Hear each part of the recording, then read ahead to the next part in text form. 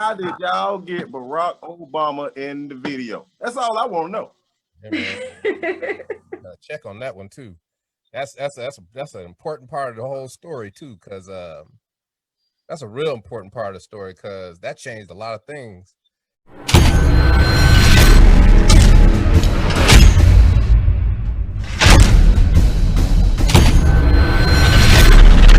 It's time to unmute me.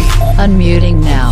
The podcast that connects you with the different voices, topics, and perspectives about relationships to grow a deeper understanding. Relationships are hard. This is real life. Hear both sides while we tap into the fun. Ask what would be spicy. The bad, Toxic relationships. and everything in between. Boy, bye. Now let's talk it out to work it out with your licensed counselor, Portia Smith.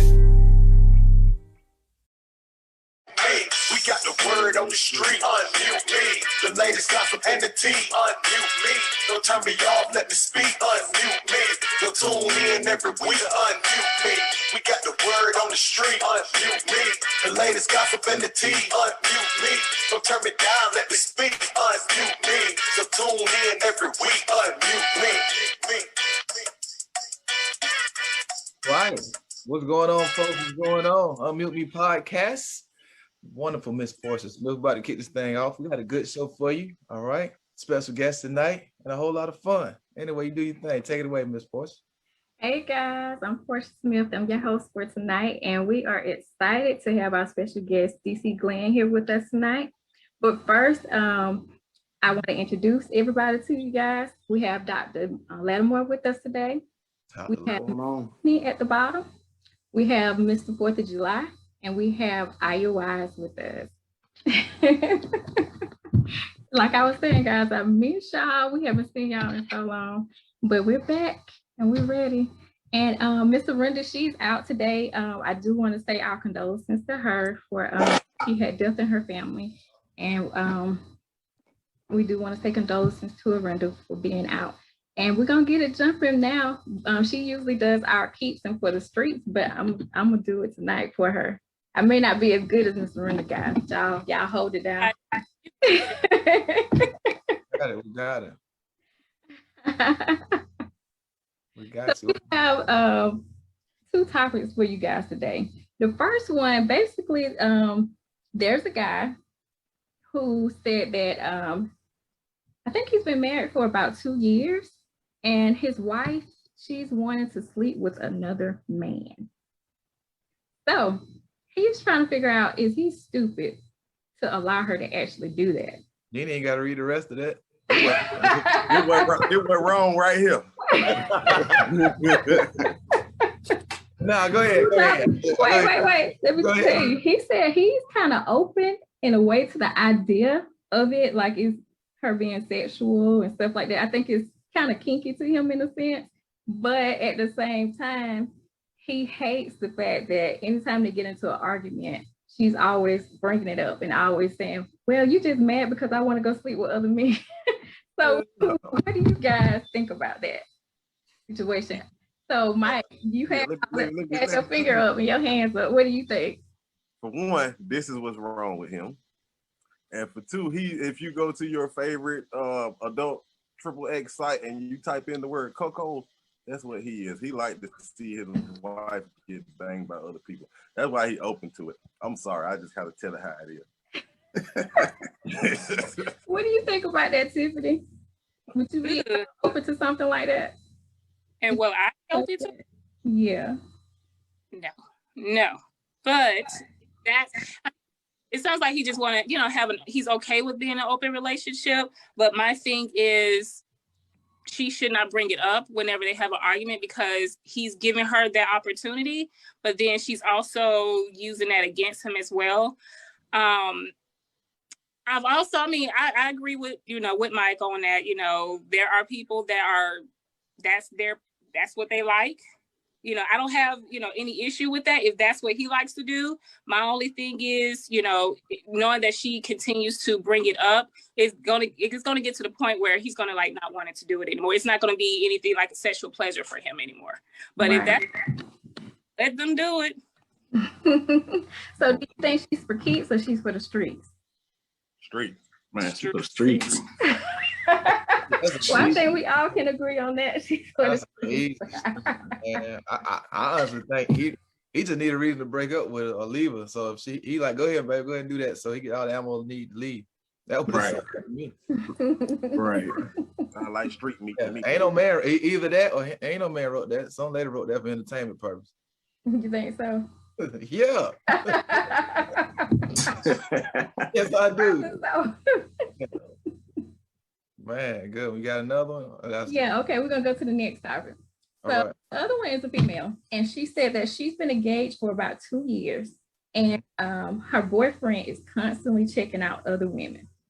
And anytime she says something, he blames her, he gets mad at her, he threatens to leave her. And so she said that it just really hurts her feelings. And she's been thinking maybe he's just not the guy for her. So Mark, Dr. Lattimore, what do you think about that? Do you think he's for keeps or he's for the streets? Man, it's nothing wrong with looking shit. I mean, people the streets for acting like that. I mean, you can look. Shoot, men and women look. We're not talking about you actually about to go and lay up with them, just looking. Y'all could be out together looking. Right. I don't know. I don't know if I want my man looking that much. I don't know. What you think, Miss Tiffany? It's tonight. What you think? But my question is, like, is he doing it in a way that's disrespecting her? Right. And so, I mean, you can't stop anyone from looking. I mean, you may see down the street and you might see what a body part, their butt attract. I don't know. I mean, so you can't get mad about that. But I just think, if it's triggering her, then it may be something more to it. He may be disrespecting her. But I mean, I think it's for the streets in the sense that, if he's, how he's arguing with her in regards to, bringing that up, accusing her. I mean, that's some insecurities on his end. I was. What do you think about that, for? Oh, her feelings need to be hurt. Why she dealing with somebody she can't trust and been engaged for 24 months? You can't trust them. That's true. And you wait 2 years in an engagement. And why? Because people look. I mean, and women, she looking too, obviously. If he looking at, she Right. need to think about, okay, I don't trust this man. Y'all need to work on that part. That's the problem. You don't trust him, and then what's this 24-month engagement? Do they have a date on it? I need more context. I don't know. That's all she wrote. But I agree. If you've been with someone for 2 years, then and you don't trust them by now, really, what's the point of really trying to get married? What do you think of that, Mike? That's like Harold Melvin in the Blue Notes. I think that was his name. If you don't know me by now, you ain't gonna never know me. I tell him we be in the mall, I be like, look, I like ass and stuff. I see a nice one, I'm gonna look, you know what I'm saying? I'm gonna look. I might even say, check that out. She, you know what I'm saying? I ain't trying to be disrespectful. I just like it. Your girl know what you like. And on the flip side, if my woman was to be like, well, no, I ain't gonna say that. Because she told me, if she say, did you see Buddy in gray sweatpants on? No, we ain't gonna take it down. But I don't mind her looking, just don't tell me about it. I don't mind it because we human. We supposed to we supposed to be attracted to what look good to her. But like Mark said though, I look at a Range Rover every week. That don't mean I'm finna go get in the Range Rover. Right. You know what I'm saying? The boundaries. What were you gonna say, Tiffany? Well, I was gonna also say, there is something's going on. The reason why they've been together, been engaged for 24 months. But also, do you also think it may be to like the idea of marriage, idea of having that wedding ceremony? Right. And she made the reason why she's still there is the idea of being married. Guys, I actually. Did we lose? I'm sorry, I couldn't hear you. I didn't hear the last part. No, I was just saying, taking all of it, I just think that, she's probably just, have the idea of the marriage, the ring, just the title of having a husband. Okay. That's a whole nother conversation. Yeah. Right. And I've actually heard too, guys, sometimes guys will say when women get the ring that they change and things become different too. I don't think they change. I just think they want the wedding. I think a lot of women want the wedding. They don't want to be wives. Mm-hmm. That's another conversation, though. What do you think about that, Mark? It'd be something behind it, on both sides. I mean, men and women change. Women change, especially if you know how, like you said, if you know how I am when you met me and we've been together for 2 years. Like, this is what I do. That don't mean you're gonna sit there and all of a sudden gonna stop me from, okay, now you gotta stop doing this and stop doing that. You know, depending on like, let's say working or being out or whatever, you know, because like, hey, we in ATS, a lot of people like to go out. You can't all of a sudden stop somebody from going out. So just because now that you're married. That's true. Well, we're gonna hear from Mike, and then we're gonna go ahead and introduce our special guest on the show with us and let him join us. No, I was just saying, like, you know, we kind of can't blame women, because if you grew up under Walt Disney as a woman, as a little girl, you know, it was just always somebody's gonna come and sweep me off my feet. It's gonna be the Prince Charming. It's gonna be happily ever after. But the world don't say that. That's just TV. And sometimes, you know, like they say, they want the wedding, they want the gown. They want the fabulous ceremony. They want all their girlfriends, and they hear all the yes, bitch, and all that shit y'all be saying. They want that. But when after that's gone, it's just like what we do now. And they really realize they might have been in some shit they weren't ready for. Right. But yeah, that's Well, we're going to go on, and we're going to go into our next segment where we're going to introduce our special guest. And I know you guys all have heard the song. There it is. That was my favorite. That was my jam. And it sold over 7 million copies. It was #1 on the Billboard R&B charts. It was #2 on the Hot 100s. And with us, Mr. DC Glenn from Tag Team. all right. Let's welcome on in.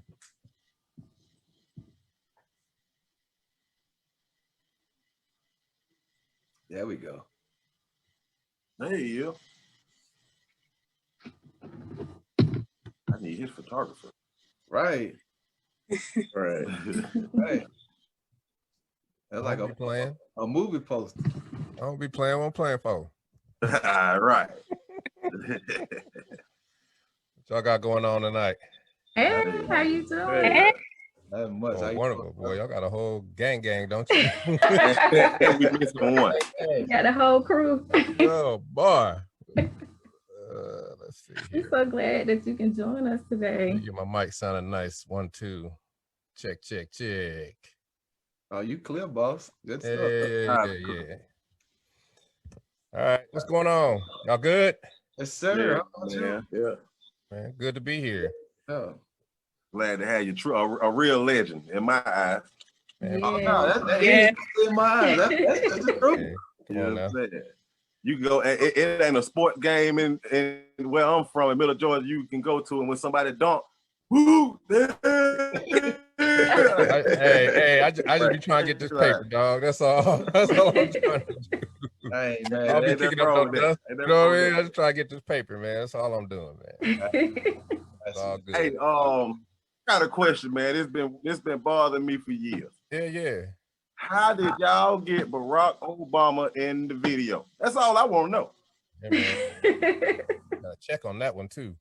That's an important part of the whole story too, because that's a real important part of the story, because that changed a lot of things. Because I was DJing at the club, and it was like, DC, you got a call at the front door. I was like, man, y'all can't take a message? It's like, no, man, it's this woman, man. She won't get out the phone. I was like, man, which one of these heifers I done, boy? I figured it out. I was like, oh. Like, what did I do to somebody? And I got to the phone and I was like, hey, you got to call me in the morning. Hit me at this number. And she hit me the next day, and it was a reporter from the New York Times, right? And she was like, have you seen the Gawker article? And I was like, nah, I ain't seen the Gawker article. She was like, everybody thinks Barack Obama is in your video. What's the story on that? I was like, what? It was like, is he in your video? I was like, maybe, right? I don't, he might have been in our video. He told us to keep it cool though. And I just started playing it off, right? And that whole week, man, especially like the first 3 days, the whole world thought Barack Obama was in a Tag Team video. Right. Freeze frame of L.A. Snow from Deuce. Remember the girls when Days Duke's on? That's L.A. Snow. Oh, that's who he is. So it is L.A. Snow. Exactly. Barack Obama. Yeah. Hey, I knew it wasn't Obama, but I didn't know who that was. And we did a whole week of press. And at the end of it, I was like, damn, dog, you ain't got nothing to show for it, right? Because, I mean, we did ABC, NBC, Good Morning America. We did everybody. And I ain't had no money to show for it. And I was like, that'll never happen again. And that's what started my SEO career. That's what started me with search engine optimization and learning how to code and just taking it upon myself to blow myself up on the internet the way that, you know, some nerds do it, right? So, you know, back then you type in tag team, there was no web presence. You type in tag team, it was like, it was all wrestling. And you type in tag team today, it's all tag team. I had to put in that hustle, I had to put in that work. And it's probably one of the hardest things I ever had to do, but it was necessary because now having the ability to get in front of anybody you want to get in front of, sell anything you want to sell, and do it more effectively than anybody else. I mean, that's what it's all about, ain't it? So I'm in the process. Like before I got on here, I was coding. I'm coding, making a mix for our show this weekend, trying to do all these things. And, you know, I just do it. I just hustle, man. I've always hustled. It's the funnest thing to do. Keep you out of trouble. Working. Keep your mind right, because especially for me, because I love to figure things out, right? And that's just my life right now. Like I'm trying to figure out this new Pioneer mixer that looked like a dang brand new computer. Right? Like, oh, you've been a DJ for 30 years, you don't know how to use no mixer, you know, with all that stuff on it, right? I had to reach out to somebody over in London or something to help me figure this out. But that's what you do, right? You go find people who do it the best, and you be like, yo, you know, you either barter. That's why it's, you know, for me, I've always had, you know, these streets taught me, boy, you better have 10 hustles in the hole, because I worked in the strip clubs and I worked in clubs, and everybody knew I was making money. Even before all of that, it was like, man, DC be hustling. He be making money. And everybody's like, shoot, let me take his hustle. I was like, all right, you can try. And they be like, I got your hustle. And I'm like, good. I wish you well, because this is my next hustle. Catch me. By the time you get it, I'm through with it. In the hole. Gotta have in the hole. So, you know, they don't want it with me, I promise you. Because I'm going to outthink you, I'm going to outsmart you, I'm going to outwork you, I'm going to do whatever I got to do. I don't quit. I play offense, and I'm going to get this paper, period. That's dope. That's what I'm trying to You from Atlanta? Nah, I've been here since '89. Oh, yeah, you from Atlanta. You from Atlanta. You from Atlanta. Yeah, exactly. Hey, I put the bricks on this thing, for real. When I got out, I drove a U-Haul here. And I can tell you, I came down, Steven moved down here to go to Art Institute in '88. And he was like, dog, you got to come down and spend Christmas, man. We're going to party and have a good time. And when I got off the plane, they took me to Magic City. I had $500 in my pocket. In a half hour, I had $0 in my pocket. I had to call my mama and ask for some more money, right? Because Tinkle and Sparkle got me for real, like that quick. Because I had never seen nothing like that, man. I had never seen this many Black people living in harmony, because that's what it was like back then, right? The Black Hollywood. This is when L.A. Reid and Babyface got here. This is when Bobby Brown got here. This is when everybody started coming from California here, including me. And once I said I'm coming, I knew what I was going to do, because I was stuck in California, Sac State, like, man, ain't nothing out here for a Black man to do. I was panicking. I was like, what am I going to do? Man, I came to Atlanta. I went back, got that U-Haul, loaded it up, finished up school, came down here, and I'll never forget it, man. When I got back, it was a Thursday, because we went to the movies. We went to the midnight movies that night to see Do the Right Thing, Spike Lee. Right. And after we went to see the movie with Spike Lee, we went to Magic City, and the DJ was drunk, or he was messing up. The girls were cussing him out and everything. And I was like, man, I could do this. I could do that. I thought I was gonna come down here and just have so much competition to do, because I was trying to work at CNN, right? But then it was like, whoa, that dude ain't doing too good. And Big Tim, he was like, yo, there go Magic right there. And I was like, word. I said, hey man, you need a DJ? Like, no, I don't need no DJ, but come see me Monday, right? And I went down that Monday, and he was like, I don't need no DJ, but I need to cook. Can you cook? I was like, hell yeah, I can chef. Yeah, He was like, you be the cook, and then you be the backup DJ. I was like, cool. Went upstairs, made 2 salads, cooked the order of chicken wings. The day shift DJ was like, yo, man, I got to go run some errands, man. Why don't you come up here and DJ for a little while? Got him. Like, dude, Got him. and see, you didn't understand where I was from. You know, I'm from the beginning of hip hop. Yeah. In the beginning of hip hop, you don't never let nobody on your ones and twos because they will take your stuff. This is true. They will take it, right? And that's what I did. I got on there and all them girls was like, who that is up there? And I just, I was from California, had a regular old accent. And they was like, oh my God, what's going on? And I started spinning and scratching and money started coming out from everywhere. And they was like, whoa, by the end of that day, it was like, you the man. And that Sunday, every the first of the month on Sundays, they have a meeting. All the girls, everybody, and everybody just yells at each other, whatever they do. You hash out your differences. And this meeting, I'll never forget it. Indiegogo got up. They said, Magic, we want him. Right. And it was like, all the girls like, we want him. Magic looked at me, he's like, all right, motherfucker, you up. Right. And it was just like, and that was it. It was that simple. I was a head DJ. And then that just transpired into just a series of things and hustles and lessons and creations of things that make the culture what it is today from those seeds back then, right? Because back then it wasn't about making it rain. Nobody wasn't throwing no money. It's like wasn't nobody bending over, wasn't nobody doing no pole trick. It was just straight up booty shaking, standing up dancing. That's all it was. Good time. And the girl had a garter belt, and the most money they got in the garter belt, that was the hot girl. That was the equivalent of 1,000 ones on the floor if you had a garter belt that looked like an afro, right? That's what it was, right? So that's when people say